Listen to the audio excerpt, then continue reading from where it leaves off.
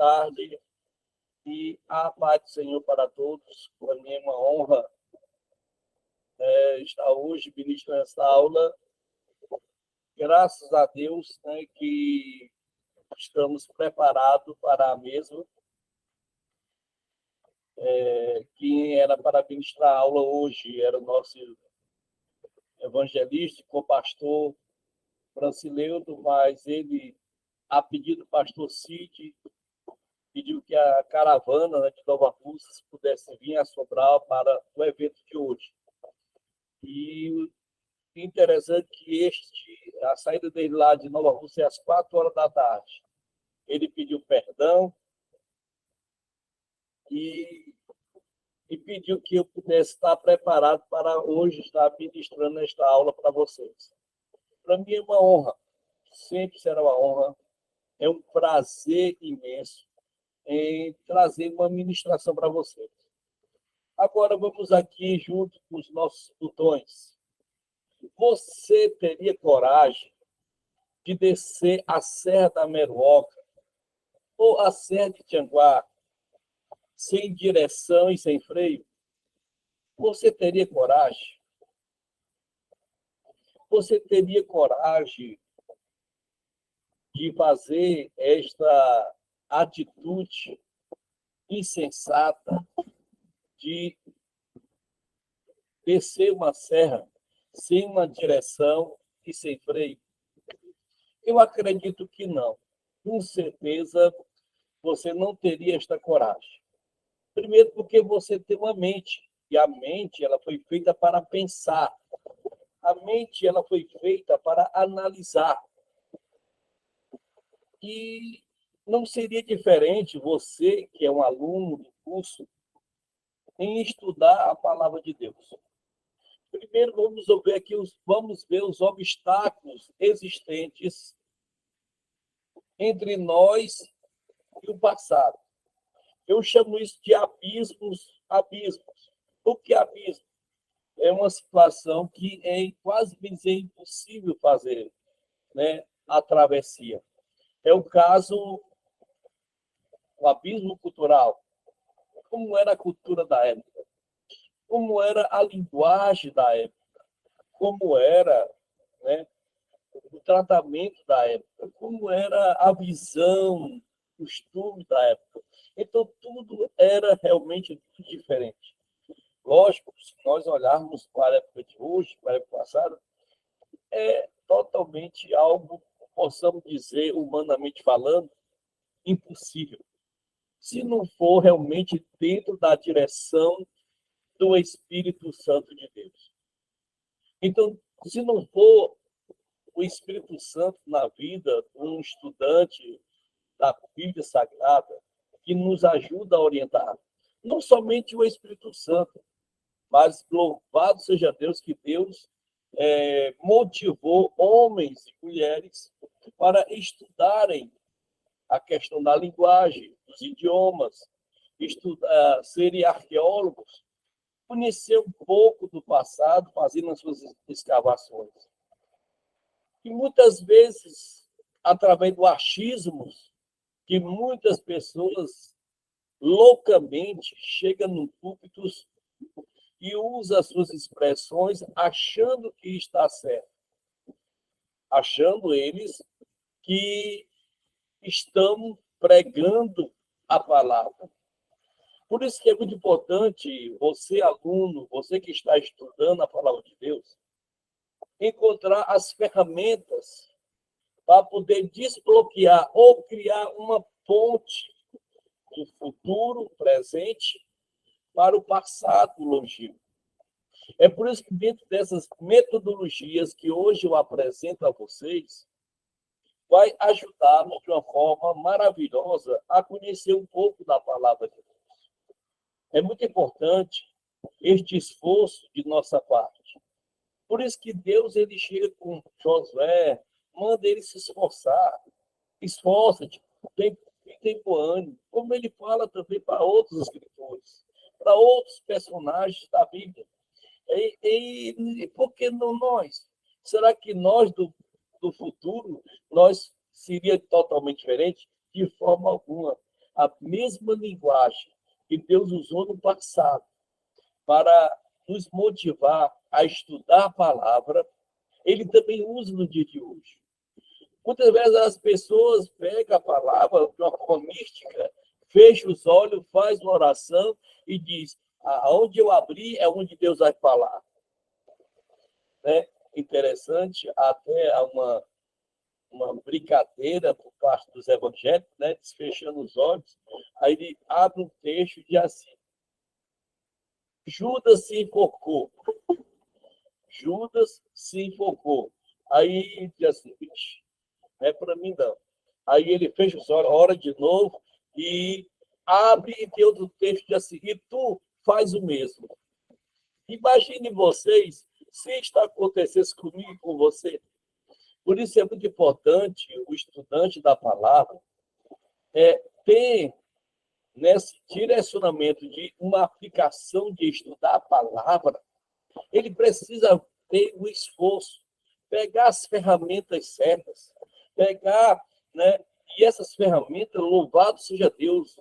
Hoje nós temos em mão a hermenêutica, a exegese, a homilética, os estudos sistemáticos da palavra de Deus. Então, hoje possamos entender, hoje possamos compreender que hoje a facilidade de você compreender melhor a palavra, né? Isso é essencial. Não é somente só pegar uma ferramenta e achar que sabe trabalhar. É importante você não somente saber trabalhar com ela, mas também tem que saber como usar estas ferramentas. E nesta tarde eu quero apresentar, né, um dos caminhos essenciais para eu poder entender ou interpretar a Bíblia de forma correta. Vamos lá. Aqui no texto sagrado, nós podemos entender que diz assim: a palavra de Deus, ela nos adverte da importância do seu estudo. Isso é lógico, pois somente o conhecimento profundo da verdade nos fará cidadão dos céus. Não somente saber interpretar, porque a palavra de Deus é tão maravilhosa e é tão sábia em si mesma, que ela não somente fala, né, através dela, mas também ela fala também para nós. E nós podemos aqui que Jesus, ele passou por um processo na vida dele. E nesse processo, né, nós vimos lá em Mateus capítulo 4, verso 11, falando da tentação de Jesus. Observamos que se o próprio Cristo foi tentado e só venceu porque conhecia a palavra. Observe que tanto Jesus como Satanás são conhecedores da palavra. Então, ele usou a palavra para tentar argumentar com Cristo. Às vezes, o inimigo pode até usar a palavra de Deus e querer nos colocar na parede, como ele fez com Martinho Lutero, e por aí vai. Né? Ele disse: está vendo estas pedras? Tu está com fome? Transforma esta pedra em pão. Lá em Deuteronômio, capítulo 8, observe que Jesus ele usou esse termo: nem só de pão viverá o homem, mas de toda a palavra que sai da boca de Deus. Observe que Jesus ele nos deu um caminho de como vencer as tentações e as diversidades da vida. É mediante através da palavra. Mas só podemos vencer quando passamos a ter conhecimento da mesma. Não é somente eu chegar numa mesa, abrir a Bíblia e ler. É muito importante, ao redor da minha Bíblia, eu ter ferramentas que vai me ajudar na interpretação daquele texto e tentar compreender. Eu quero, neste dia, nesta tarde, eu quero passar para você essa informação que é essencial para a vida de um aluno ou aluna do curso Seifa. Muito bem. E o primeiro método é o método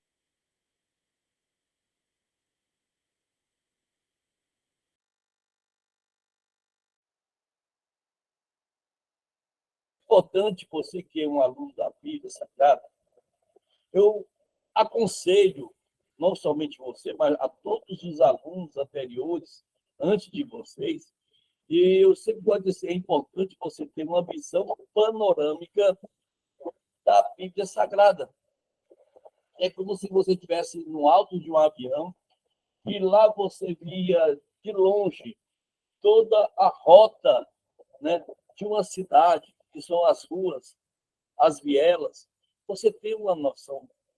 Assim também o aluno, ele tem que ir ler de Gênesis a Apocalipse.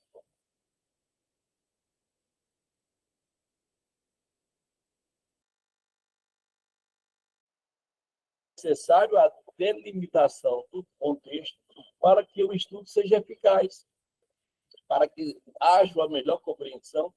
Utilizaremos, né, alguns versículos de Filipenses, e sei estar abatido, sei também que há mudança.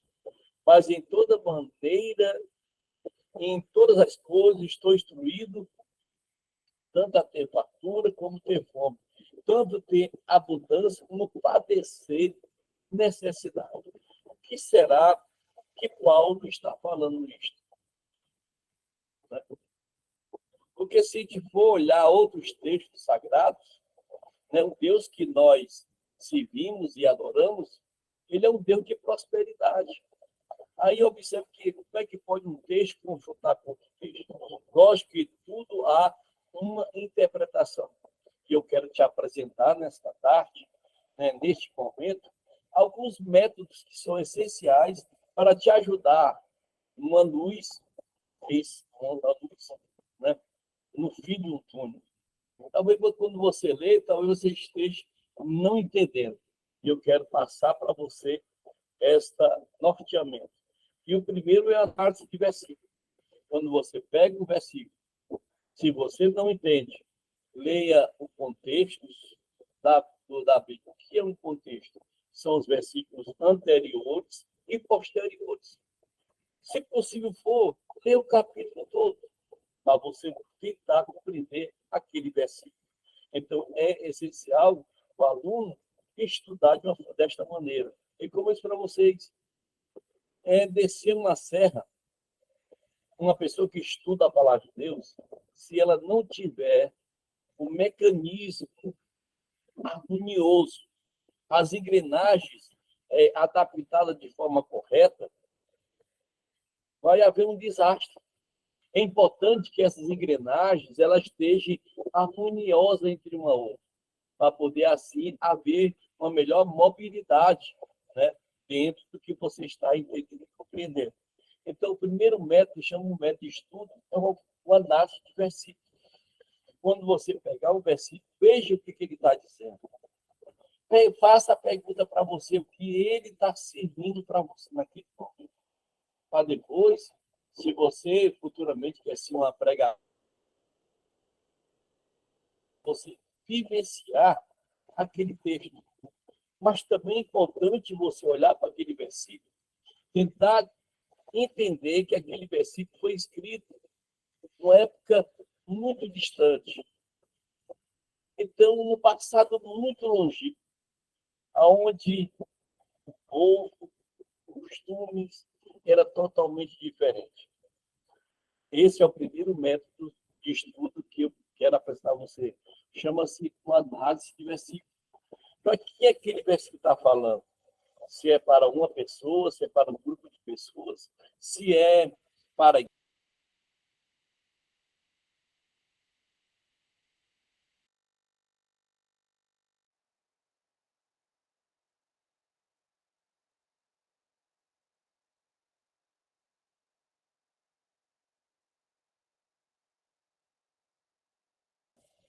Certo? Então, eu chamo desse primeiro momento, o método da observação. Quando você estiver estudando a palavra, veja a verificação do contexto.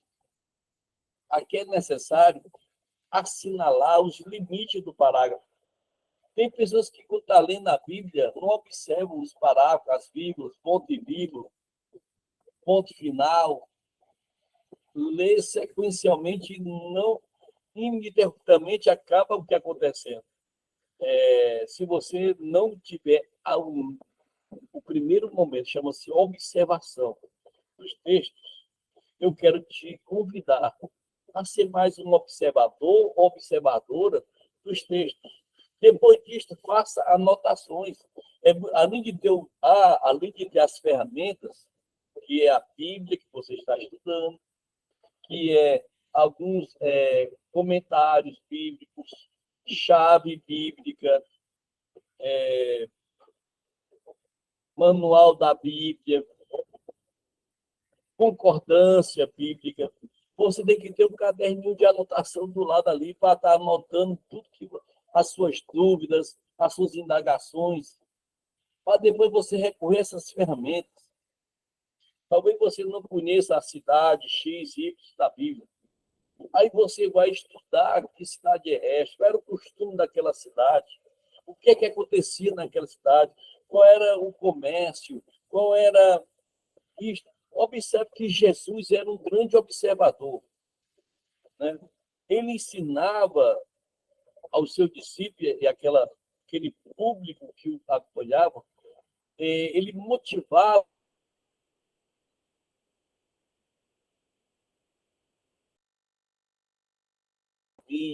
Então, ele usou a pedagogia da época para fomentar a curiosidade do povo. Muito bem. Há uma expressão de alegria, gratidão, regozijei no Senhor, né? Por que o texto sagrado que ali você está lendo está motivando a pessoa a se alegrar? Observe que está lá em Filipenses. E haja uma tranquilidade em Paulo quando fala de sua alegria. Que alegria é esta? O que estava acontecendo para Paulo estar tão alegre? E observe que Paulo passou por muitas provações. Mas que alegria é esta? O que estava afomentando em Paulo esta alegria? Eu quero deixar essas indagações para incentivar você, a estudante da Bíblia, a ser um verdadeiro estudante. Aquele que vai ter um olhar microscópico, né, de todas as páginas sagradas. Observe que a sua satisfação é muito mais pelo carinho dos irmãos do que pela oferta em si. Quer dizer, talvez alguém que é interesseiro pelas ofertas, Paulo estava alegre por causa da oferta que ele recebeu. Não. Paulo estava alegre lá em Filipenses porque havia uma hospitalidade, né, tremenda e maravilhosa dos filipenses. Essa é a alegria de Paulo. Ele se sentia em casa quando estava ali com a igreja de Filipos. Então, Paulo ele demonstra estar bem tranquilo, mesmo nas circunstâncias instáveis da vida. O que acontece? Paulo, ele era preso, muitas vezes era perseguido, mas Paulo ele se sentia bem quando, mesmo diante das adversidades, né, de ser, né, a hospitalidade da igreja, né, que estava lá visitando, ele se via também. Quando ele recebia a oferta dos irmãos para ajudá-lo na sua caminhada, no seu trajeto missionário, tudo isto Paulo ele externava. Então é importante, você que está estudando a palavra, observe esses itens que eu estou mostrando para vocês. Então, o primeiro método de análise do versículo chama-se a observação. Observe, veja o que está acontecendo. Qualquer dúvida que vocês tiverem, fique à vontade de perguntar. O segundo momento da análise chama-se aplicação e interpretação. Depois dessas observações que você teve, devemos fazer aplicações em nossas vidas, pois o grande objetivo do estudo bíblico é a nossa transformação para nos apresentarmos a Deus conforme a sua santa vontade. Né? Paulo chega a dizer: rogo, pois, irmão, pela compaixão de Deus, que apresentei os vossos corpos vivos, santos e agradável a Deus, que é o vosso culto racional. E não vos conformeis com este mundo, mas transformai uma renovação do vosso entendimento. Então, é importante o segundo momento da aplicação. Quando eu aplico aquele versículo, depois que eu peguei a orientação das minhas observações, pega o segundo momento, que é a aplicação e a interpretação. Será que eu tenho enfrentado os problemas com serenidade, sem murmuração? É algumas perguntas que você precisa fazer para si mesmo. Se você quer ser um grande pregador, uma pregadora, primeiro, que aqueles textos que você selecionou para externar para um grupo seleto de pessoas, primeiro fale com você, que este versículo fale forte na sua vida.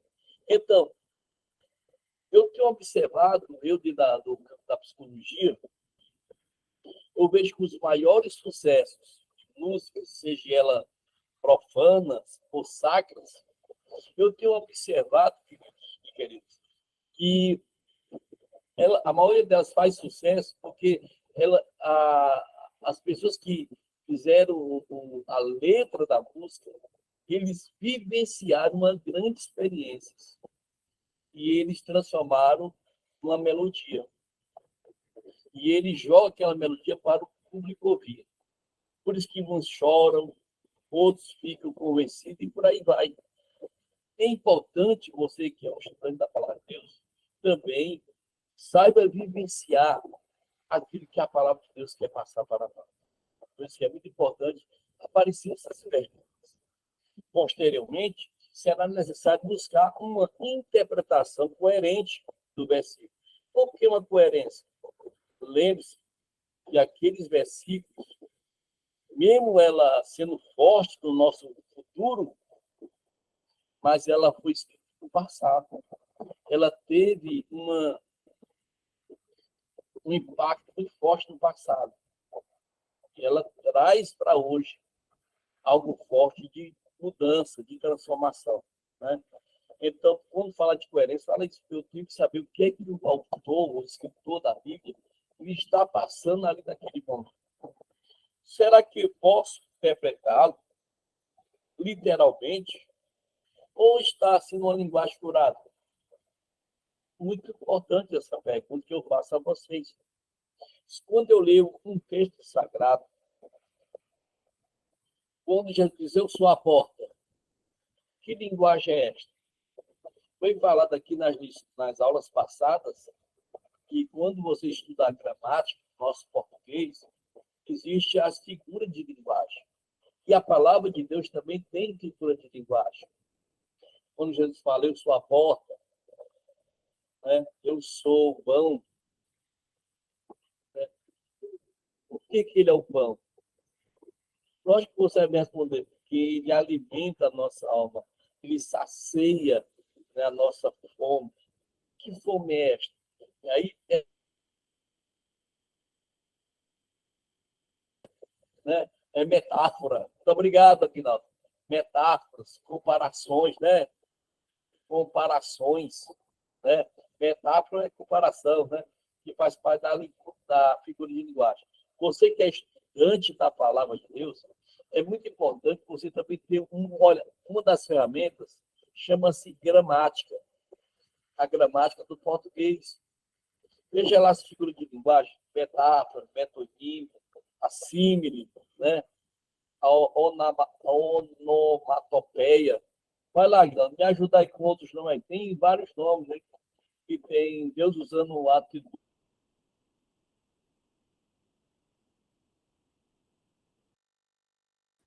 Eita, Glória, são vários mesmo, viu? Pai do Senhor.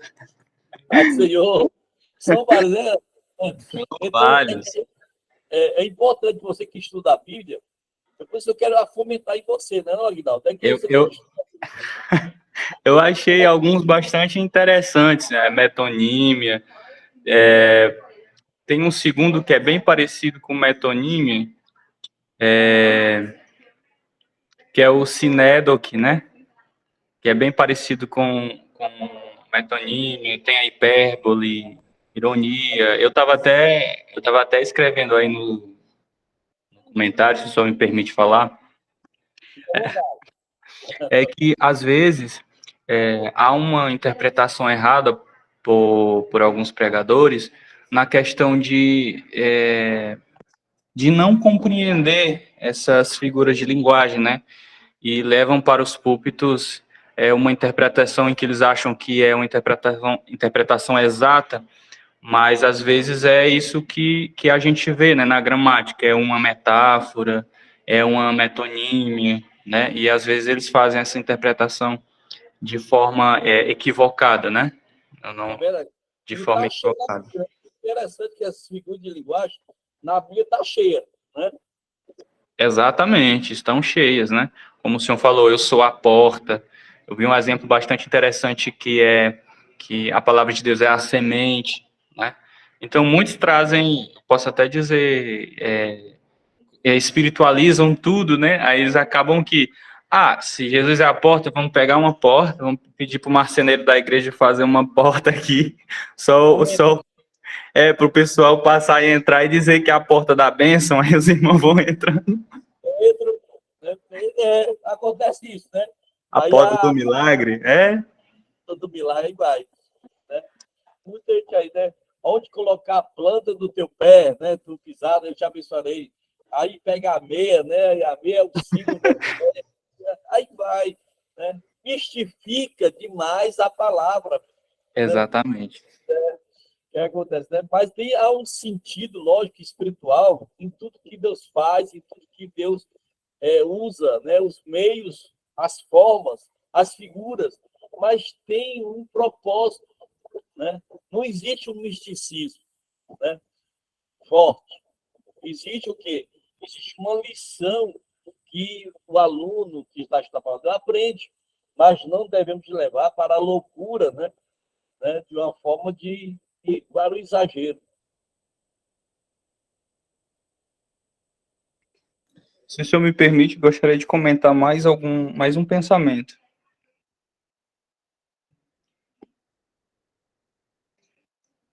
A respeito do que Jesus fala, eu acredito que ele utiliza essas palavras de comparação sempre para nos aproximar com ele, né?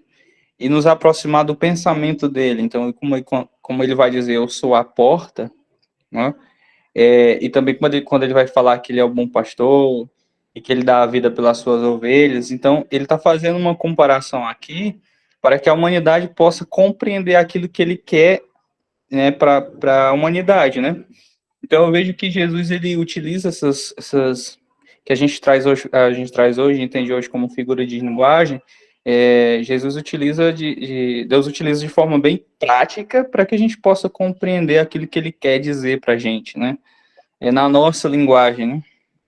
É verdade, com toda certeza, meu filho. Assina embaixo. Né? E os outros alunos fiquem à vontade. Assim como o Aguinaldo, nosso coordenador lá de Teixeirinha, está tendo essa oportunidade, vocês todos têm a oportunidade de falar. Muito bem, vamos lá. Existe o terceiro momento, chamamos de momento de inter-relação. Quer dizer, entre. Né? É muito importante, como diz, né? Que vai ficar do meu lado ali, me dando meu apoio, que é as concordâncias bíblicas, comentário bíblico, manual bíblico, né?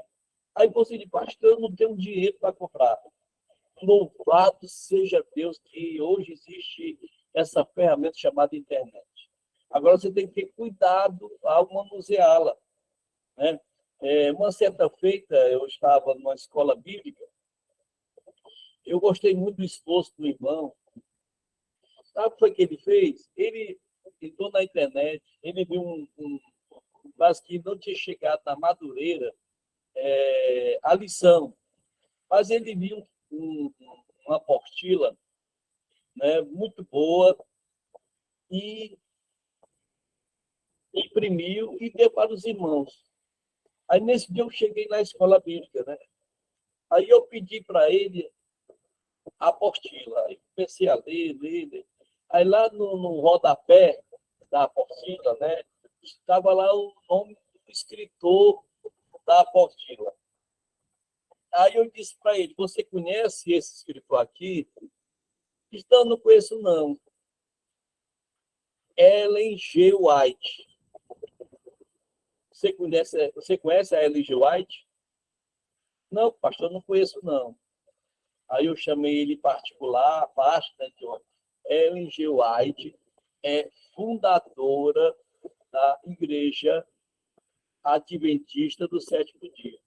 Que é o que estava acontecendo? Ele estava ensinando os irmãos da Assembleia de Madureira, né, a ideologia, a doutrina, né, da Adventista do Sétimo Dia. Olha aí o cuidado que nós temos que ter quando você estiver estudando ou repassando conhecimento para alguém, né? Então, existe esse momento agora de inter-relação. Esse terceiro momento é muito importante quando você pegar um texto, porque a Bíblia, uma das regras da hermenêutica é a Bíblia interpreta a Bíblia. Muitas vezes tem um texto que você está lendo em um livro ou em uma carta, que às vezes você não está entendendo. Mas lá no rodapé da Bíblia existem os versículos que correspondem àquela relação daquele versículo. Então, existe essa inter-relação. Você desce para o rodapé da Bíblia, pega aqueles versículos no rodapé, vai dar um suporte melhor. Você, quando começar a ler esse versículo e vai dar esse suporte, você vai entender melhor aquele versículo principal do qual você está lendo. Por exemplo, nessa etapa, resuma os versículos as próprias palavras. Quando fazemos isso, temos a convicção que a ideia básica foi aprendida, conforme está em Filipenses, que tem a ideia do versículo chave aqui nosso, que o capítulo 4, versículo 10 ao 13. Paulo, no versículo 10, ele se alegrou porque foi lembrado pelos filipenses. No versículo 11, Paulo aprendeu a contentar-se com o que tinha. No versículo 12, Paulo, em qualquer circunstância da vida, encontrava-se bem. No versículo 13, Paulo sabia que conseguia vencer todas as coisas com a ajuda de Jesus. Observe que, olha, dentro dessa construção de ideias que eu apresentei a vocês, já aparece outra palavra muito familiar nossa, chama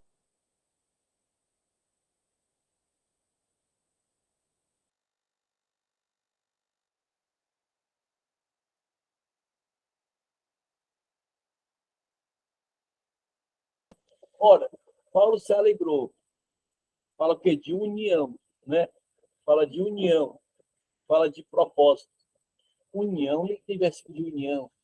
Aí você vai lá, dentro da ferramenta chamada chave bíblica, você usa a palavra união. Opa, tem vários versículos falando sobre união. Então, através disso aí, se percebe o quê? Né? Essa interpretação melhor, mais ampla, só daquele versículo. Contentamento, circunstâncias, né? Vencer, tudo isso você encontra dentro das ferramentas chamadas chave bíblica. Então, vocês pegam as palavras-chave e faz uma relação da ideia daquele versículo do qual você está estudando, né? Então, eles chamam isso terceiro momento de inter-relação. Eu vou pegando uns versículos, construindo com o outro, formo uma base de construção que eu proponho ali daquele estudo que eu estou repassando para mim mesmo e depois para alguém.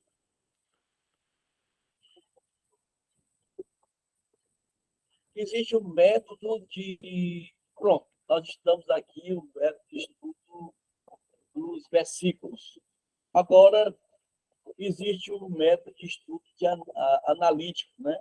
Nesse estudo deve ser feita uma análise cuidadosa de passagens ou de capítulos. É uma abordagem pormenorizada e traz um complemento de conhecimento da palavra. Eu disse para vocês que existe a visão macroscópica, que é a visão do todo, que eu vejo dentro dessa mesa. Nessa mesa, eu estou vendo meu notebook, meu celular, estou vendo minha caixa de som, meu microfone, minha câmera, né?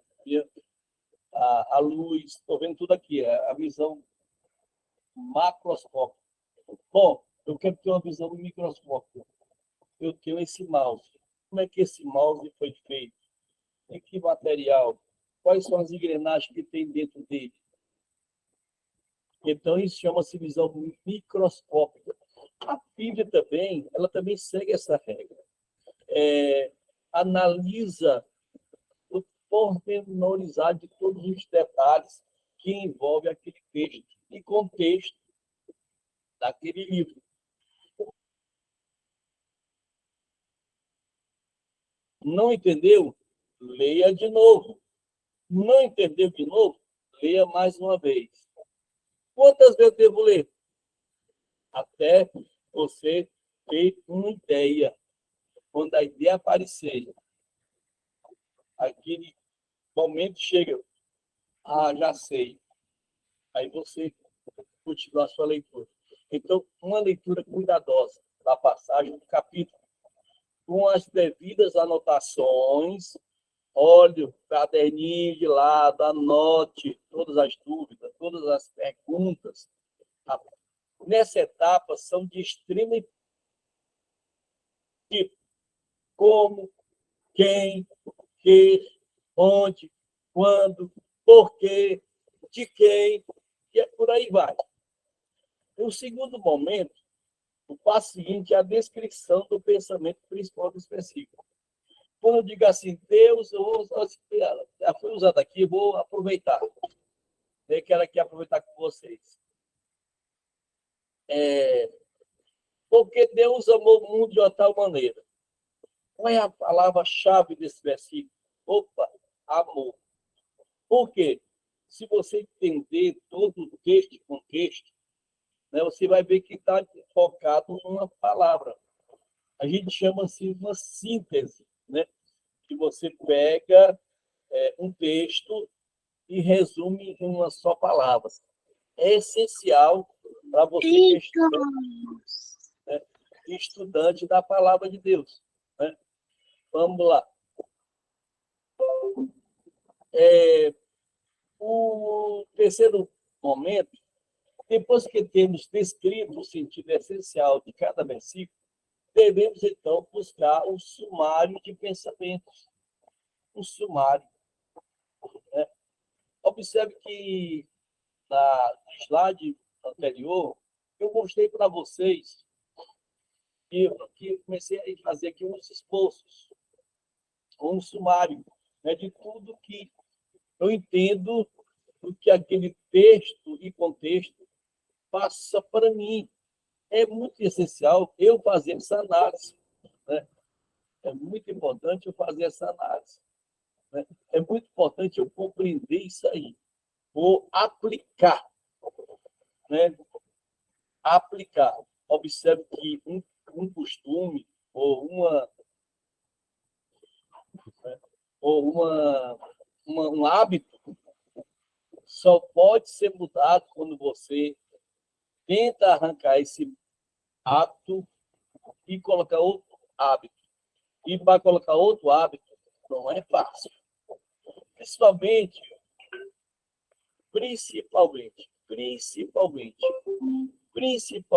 o evangélico, principalmente assembleano. O assembleano, ele gosta muito de usar a palavra como desodorante, vou usar aqui a linguagem cearense, do sovaco. Hoje tem culto, né? Hoje tem culto. Espera aí, só me divulgo, vocês vão ver eu levantando aqui. Hoje tem culto. Aqui a minha Bíblia. Espera aí. Aí bota debaixo do sovaco. Aí o pastor está lá dirigindo o culto, vamos ouvir a mensagem com a irmã Suzana. Aí a irmã Suzana pega e diz, Jesus. Tá bom. Aí, de repente, a irmã Suzana abre nas páginas entre o Velho e o Antigo Testamento. O que é que tem escrito entre o Velho e o Antigo Testamento? Vocês sabem o que está escrito lá? Vocês sabem, não? O que é que está escrito entre o Antigo e o Novo Testamento? Quais palavras? O que é que tem nessas páginas? E diga aí. Aí quando ele vem de estar aqui falando aqui, não tem nada, porque existe, é vago, é branco, não tem nada escrito, páginas brancas. O que é que é? Eu estou só fazendo aqui uma comparação, viu, moça? Não sei que você não faz isso, não. Não sei que você é uma mulher que estuda a palavra mesmo. Mas pense vocês, se isso acontecesse, de repente ela abre a Bíblia nessa página branca que tem entre o Antigo e o Novo Testamento. O que, é que ela vai pregar ali, dentro de uma página branca? Se ela for criativa, talvez até crie uma pregação dentro de uma página branca. Né? Mas, de repente, se não acontecer isso, por aí vai. Por isso, cuidado. Estudar é essencial para o cristão. Vamos tentar tirar esse mau hábito de só lembrar que tem, né? E vai para a igreja. Não. O cristão, ele tem que estar. O que é que Deus fala na sua palavra? Medita na minha lei só pela noite. Não, medita na minha lei só pela manhã. Ele diz, não, falou assim, medita na minha lei de dia e de noite. E crente, exatamente, meu Patrícia, de dia e de noite. E o crente que só quer pegar a Bíblia quando tem culto. E quando uma pessoa dessa não é chamada nem para pregar, nada, o que ela faz com a palavra? O que esse cristão está fazendo na Bíblia? Não, pastor não me chama para pregar, pastor não me chama para cantar, eu não vou ler Bíblia, não. Para quê? Para que isso? Ei, não esqueça, a Bíblia é um manual, a Bíblia é a bússola, a Bíblia ela te ajuda a criar uma personalidade divina. A Bíblia ela te molda. A Bíblia ela transforma o velho homem numa nova criatura. Aleluia. É a palavra de Deus, é mais viva e eficaz, mais penetrante do que uma espada de dois gumes. Então, gente, é importante eu me agarrar com essas engrenagens. Imagine você ter um relógio e as engrenagens não estão fazendo de forma correta o seu uso. Será que o seu relógio ia dar a hora certa? Nunca. Iria dar horas erradas, porque não está funcionando bem. Então, a palavra de Deus ela precisa dessas engrenagens. Ela precisa da engrenagem principal, que chama Espírito Santo. Mas também o ser humano, nas suas limitações, eles precisam ter esse amparo dessas ferramentas para ele poder construir a ideia certa, o propósito certo, o objetivo certo de alcançar a sua graça e a sua perfeição. Obrigado, mano Benito. É bom ter uma obreira assim de bênção aí.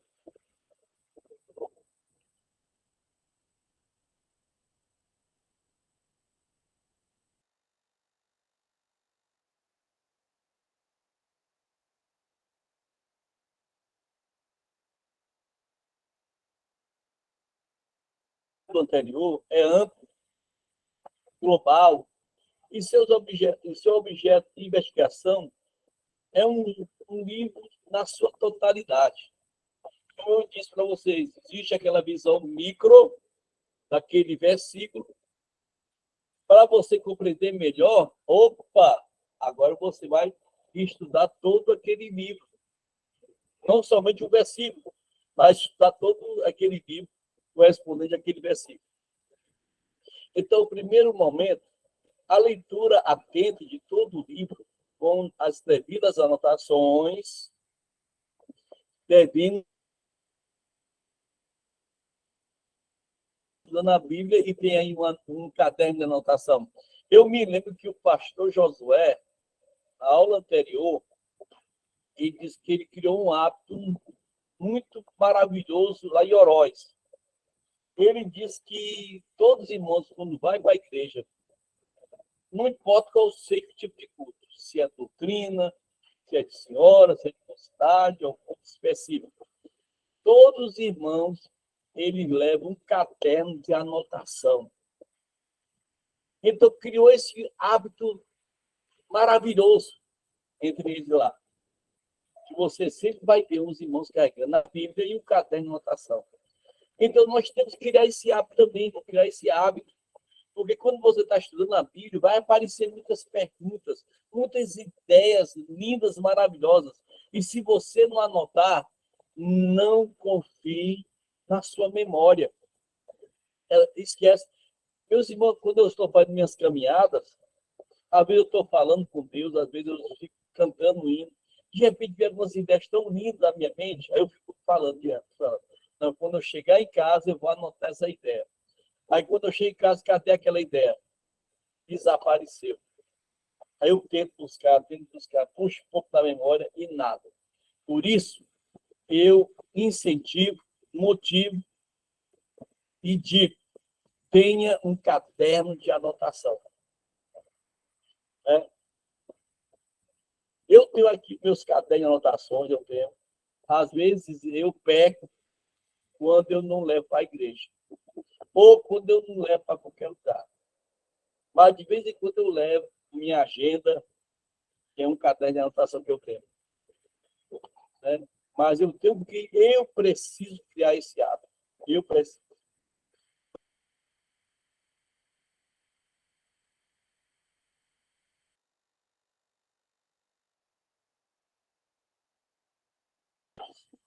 Coleta de dados,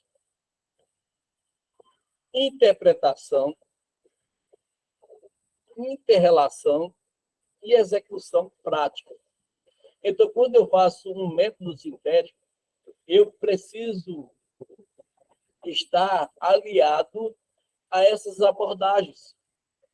Então, talvez você está dizendo, pastor Diogo, é difícil estudar a Bíblia. É muito difícil. Como eu falei você, existem abismos. E estes abismos precisam ser rompidos. E louvado seja Deus que hoje nós temos ferramentas.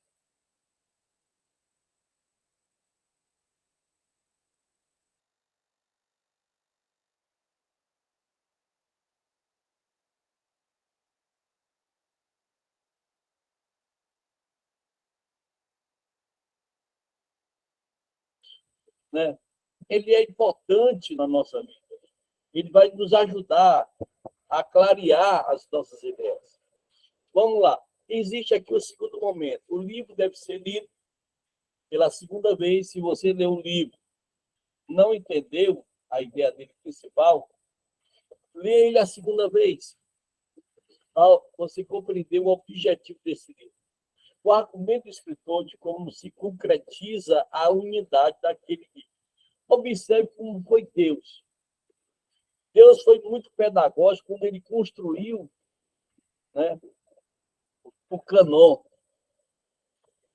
Como ele usou 40 escritores diferentes, épocas diferentes, mas se você observar a ideia, o objetivo de cada livro, existe uma ideia principal, existe um propósito principal, né? Por aí vai, né? É muito importante isso aí. Então, esse aí é o método sintético. O terceiro momento do método sintético deve ser feita uma terceira leitura do livro. Vamos observar que eu botei aqui a segunda, agora vem a terceira leitura do livro, buscando, dessa vez, a ideia principal do livro. Se lemos atentamente essa epístola, no caso de Filipenses, percebendo que o seu assunto central é o Senhor Jesus Cristo e a alegria de viver por Ele. O quarto momento, lê o livro pela quarta vez, procurando fazer um esforço dele. Não se preocupe, não, que talvez no primeiro momento você venha falhar.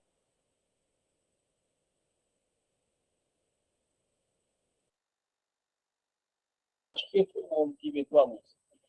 Quem é professor aí de história, me ajuda aí.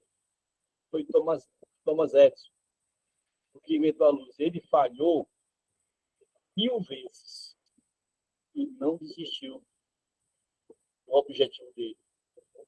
Mas ele conseguiu inventar a luz. é igualmente cristão. Ele nunca deve desistir quando ele falha.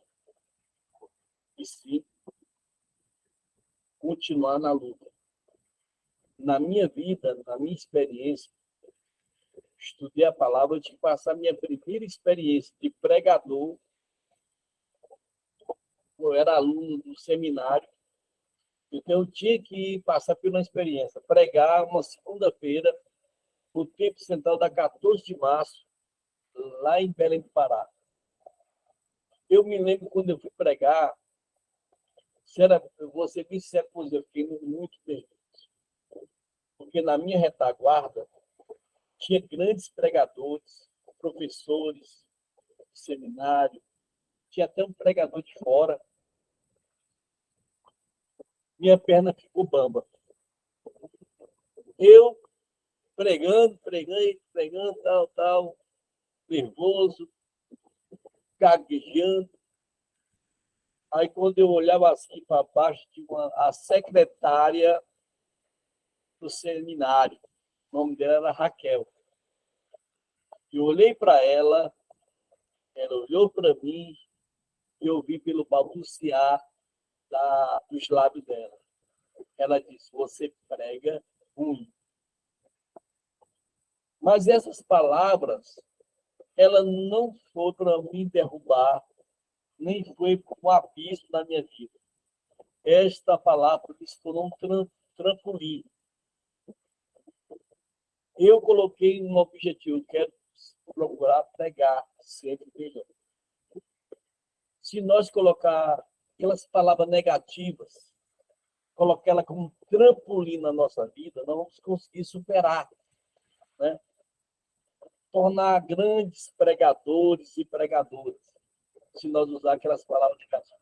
Tu canta ruim, tu prega ruim, se você usar essas palavras, transformar elas numa motivação certa, você vai alcançar resultados certos. Então, o quarto momento é ler o livro pela quarta vez, procurando fazer um esboço dele. Então, você vai criar um esboço.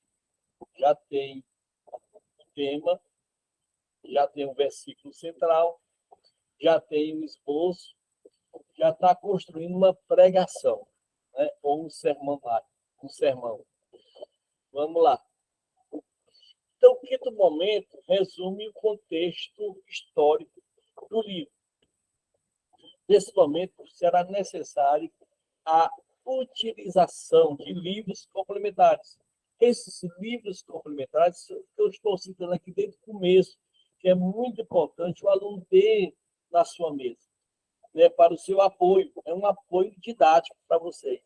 Em especial, os dicionários bíblicos, buscando a apreensão do dicionário. E até um versículo da Bíblia, lá está nos Evangelhos. Estou lembrando agora quais são os livros. Mas tem um dos livros biográficos dos Evangelhos, ou sinóticos, né, que tem dizendo assim, e tendo Jesus saído de Jericó, encontrou um cego de nascença. Aí tem outro livro biográfico, ou sinótico, que diz assim, e tendo Jesus entrado em Jericó, encontrou 2 cegos de nascença. Quem errou? O primeiro escritor foi o segundo. Um dos escritores que Jesus estava saindo de Jericó encontrou um cego de nascença. Aí o outro diz que ele estava entrando em Jericó encontrou 2 cegos de nascença. Aí,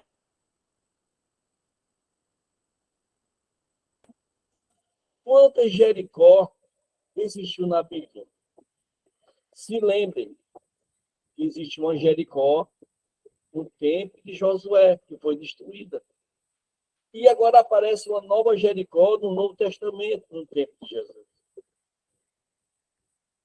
Observe, meus irmãos, aí como a história começa a ajudar a minha interpretação daquilo que eu estou lendo.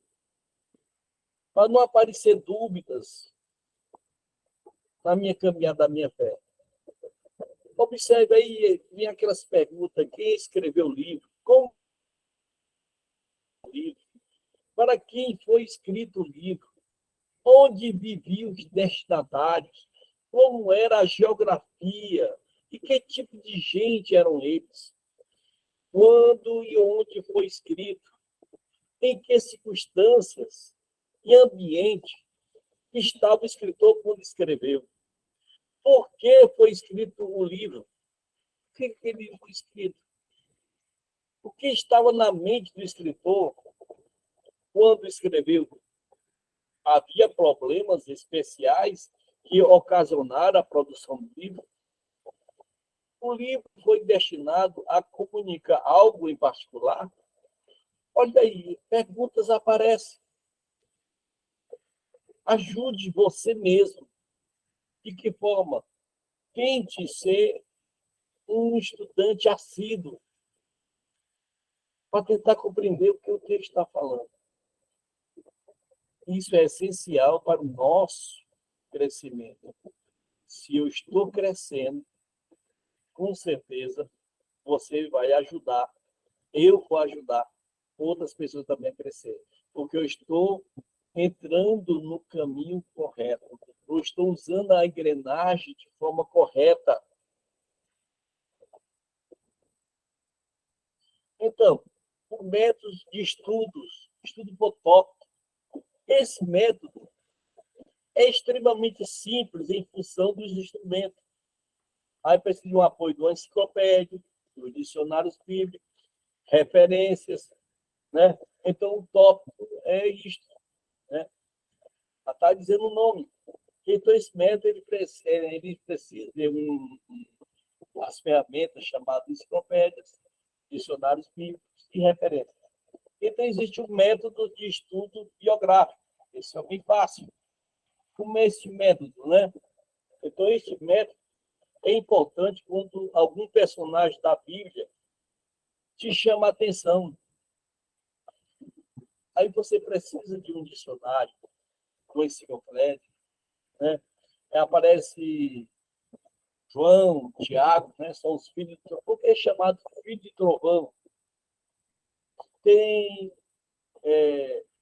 nomes da Bíblia que, às vezes, nome de personagem, tem o significado do nome deles. Interessante, se você usar o método da observação, que o comportamento dele tem tudo a ver com o nome dele. Não sei se você já prestou atenção nisso, né? E isso vai te ajudar muito. Eu acredito que já estamos chegando já ao fim da nossa aula, gente, viu? Deixa eu ver aqui. E realmente é o fim da nossa aula. Muito bem, gente. Olha, aqui eu apresentei alguns métodos que vai realmente muito ajudar vocês na interpretação correta da palavra, né? Se você quiser estudar na Bíblia sem nenhum apoio desse, fique à vontade. Mas será que você vai realmente fazer as interpretações de forma correta? É muito importante você compreender isso. Bom, aqui eu quero agradecer a vocês. Interessante, já foram 58 minutos de aula, né? Vai dar 5 horas da tarde. Quero agradecer a todos os irmãos que participaram dessa aula. Algumas dúvidas? Vocês querem perguntar alguma coisa, gente? Quero agradecer ao Aguinaldo que participou da aula. Muito obrigado, Aguinaldo. Eu quero que a Patrícia, o Luiz Carlos, a Dayane, o Raimundo, Micael, Francisco Souza, a irmã Suzana, vocês participem da aula, perguntem. Pastor, será que minha pergunta é tão besta, tão burra? Meu filho, não tem problema, não. Opa, o Aguinaldo quer falar. Fala aí, Aguinaldo. Fica à vontade. Deus, hoje eu estou muito falante, né? Bom, gostaria de completar aqui. Gostei demais desse módulo, né? Os métodos, né, de estudo da Bíblia. Eu achei muito interessante todos os métodos, né? De estudar minuciosamente os versículos. Também gostei desse modo analítico. Claro que o modo analítico, o método sintético. O método sintético, ele estuda de forma mais ampla, é um pouco mais demorado, porque são 6 etapas, a seguir, mas o interessante é que existe sim um método, né, para que você possa chegar próximo à interpretação daquilo que Deus, né, tem para você e para aqueles que vão lhe ouvir, né, porque existe uma finalidade, um objetivo para a gente poder estudar a palavra de Deus. E esses métodos nos ajudam bastante a compreender.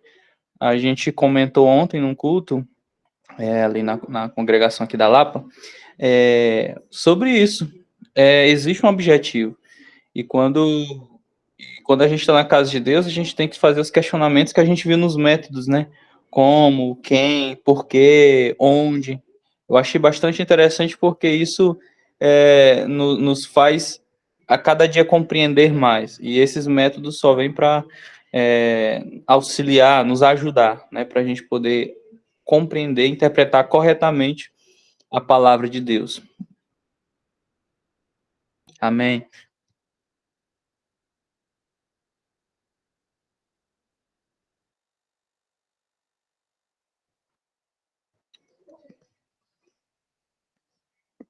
Bom, acho que a internet do pastor ele deve ter caído, porque saiu aí, ele saiu do link.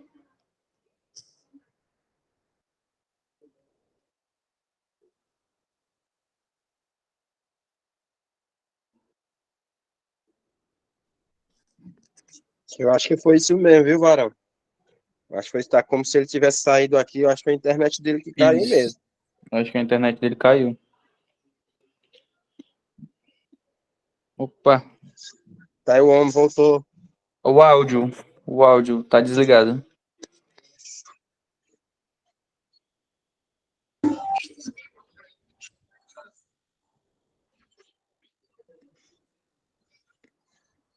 Bom, acho que não deu mais certo.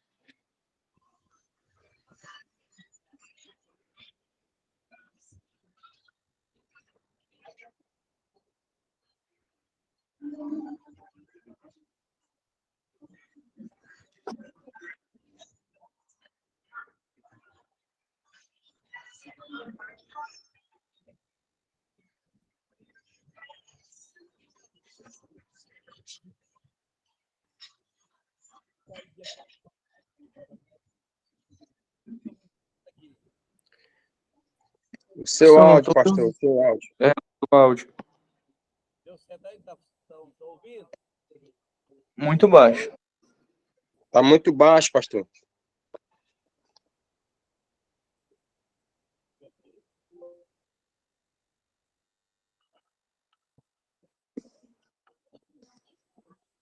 Vocês estão ouvindo agora? Oi? Estamos ouvindo, mas é baixo. Muito abaixo, né? Mas dá para ouvir. Ah, pastor, tá baixo aí. Ah, gente. Deu uma caidinha aqui. Mas... Pronto. E agora? Bem próximo, dá para ouvir. Dá para ouvir, né? Pronto. Oi? Dá para ouvir. Aguinaldo, tenta aí objetivar que você falou aqui para mim tentar encaixar aqui o que nós falamos hoje. Por favor. Eu estava completando aí só mesmo um pensamento de que eu adorei os métodos, né? Eu gostei demais desse módulo sobre os estudos, os métodos de estudo da Bíblia. Gostei demais porque isso nos dá um norte, né? Nos norteia. E eu comentei em um específico que foi o método. Eu gostei demais do que a gente estuda minuciosamente os versículos e gostei do método sintético. Claro que ele estuda de forma bem mais ampla o livro, né, a carta, enfim. Ele estuda de forma bem mais ampla e é mais demorado, né? Que existem 6 etapas, mas isso faz com que a gente assimile o conteúdo, né? A gente possa compreender realmente o que diz a carta. E a gente pode utilizar 2, 3 métodos em cima daquele texto bíblico, né? Então a gente pode utilizar o sintético, depois o analítico, depois a gente pode utilizar o de estudos do versículo. Então, eu gostei bastante. É isso que eu gostaria de...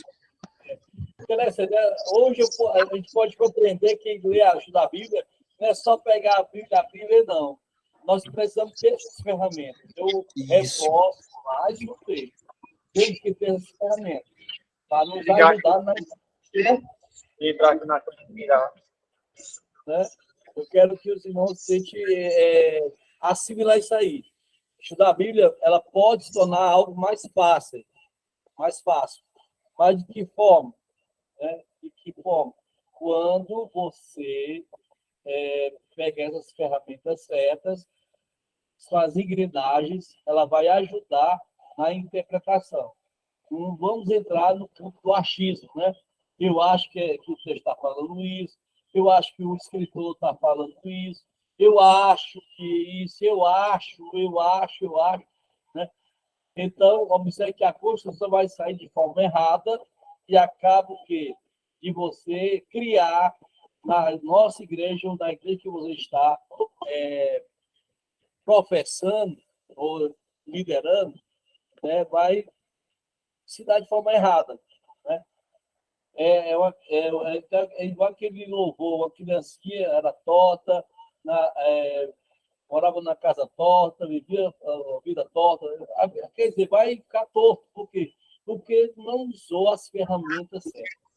Então, eu motivo a cada aluno, a cada estudante da palavra de Deus. Use a ferramenta certa. Se você atenta a ser um pregador, uma pregadora, louvado seja Deus. É muito importante, ou mesmo no nosso particular, se eu quero estudar a Bíblia, se eu quero ser um servo de Deus, uma serva de Deus, eu preciso usar a ferramentas certas para me interpretar os textos. Eu não posso entrar no campo do achismo, gente, pelo amor de Deus. Né? Lógico que eu não vou dizer para vocês que ser um estudante de grego, de hebraico, tem que estudar as línguas mortas, né, do aramaico. Né? Isso é dizer algo impossível. Mas Deus usou homens e mulheres que hoje trouxe essas ferramentas até nós. E essas ferramentas vão nos ajudar de uma forma tremenda e poderosa. Amém? Gente, amém? Porque tem uma festa aí, já daqui a pouco. Não, Micael? Está tendo uma festa aí e nós temos que estar lá. Olha, eu não apareci nem no primeiro dia, nem no segundo dia. Se eu não aparecer no terceiro dia, aí o pastor Guilherme vai puxar minhas orelhas, né? Então eu preciso estar na festa hoje. Hoje eu não posso perder de jeito nenhum. Né? Então, no primeiro e segundo dia, eu justifiquei a minha ausência. Mas no terceiro dia não tem como justificar, não, viu, gente? Eu tenho que aparecer para dar o meu amém. Ô, Luiz Carlos, parece que você queria falar algo, que eu vi você levantando a mão, foi? Não, né? Deu, entendeu? Bênção de Deus, a aula foi bênção de Deus. Então, glória a Deus. Gente, pelo amor de Deus, pegue essas ferramentas. Olha aí, ó, olha o meu príncipe aí, olha. Menino. Se o Micael sair e deixar só ele, vai ser uma bênção. Que Deus abençoe a todos, gente. Muito obrigado. Fique com Deus. Um ótimo final de semana. Micael, ora por nós. Amém, então, oremos. Senhor nosso Deus e Pai Altíssimo, Pai da glória, Pai da eternidade, neste momento nós queremos te render graça, meu Senhor, por mais uma vez, Senhor da glória, aprendendo mais e mais de ti, Senhor.